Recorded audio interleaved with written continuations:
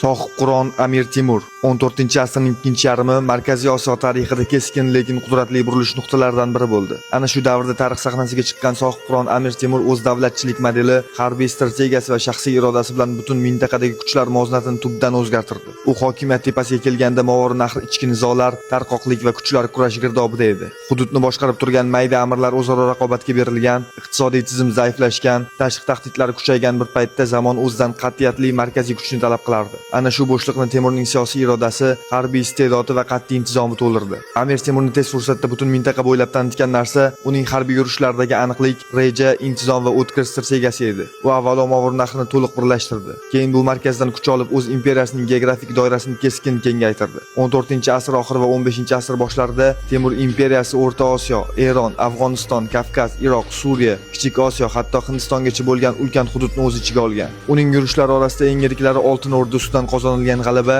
Dehli sultonini bo'ysundirish, Tabriz, Sheroz, Bag'dod, Damashq kabi markazlarni egallash, shuningdek Usmonli sultoni Boyazid Yildirim ustidan Anqarada qo'lga kiritilgan g'alaba tarix sahifalarida alohida o'rin tutadi. Bu yurishlar Sohibqironning shaxsiy salohiyati bilan bir qatorda uning tuzgan temir tuzuklari, intizom, boshqaruv, harbiy tartib va davlatni mustahkamlovchi qoidalar tizimining amaliy natijasi edi. Temur imperiyasi o'sha davrda kuchning eng yuksak ramzi sifatida ko'rindi. U qaysi hududga kirsa, siyosiy tizim yangidan qurildi. Savdo yo'llari tiklandi, shaharlar qayta bunyod etildi. Samarqand Temuriylar davrida nafaqat davlat poytaxti, balki ilm-fan, me'morchilik va san'at markaziga aylandi. Ulug'bek kabi daholar yetishib chiqqan ilmiy muhit aynan Temurning markazlashgan siyosati natijasi edi. Uning kuch adolatda tamoyili davlat boshqaruvida tartibni birinchi o'ringa qo'ydi va bu tartib imperiya hududlarida aniq sezildi. Sohibqironning o'limi esa uning hayoti kabi tarixiy ahamiyatga ega bo'ldi. U 1404-yilda Xitoyga yurish boshlagan edi, ammo bu yurish oxiriga yetmadi. 1405-yilning fevralida O'tror yaqinida kasallik sabab vafot etdi degan ma'lumotlar tarixiy manbalarda keng tarqalgan. Uning o'limi ulkan imperiya uchun burilish bo'ldi. Markaziy kuchning yo'qolishi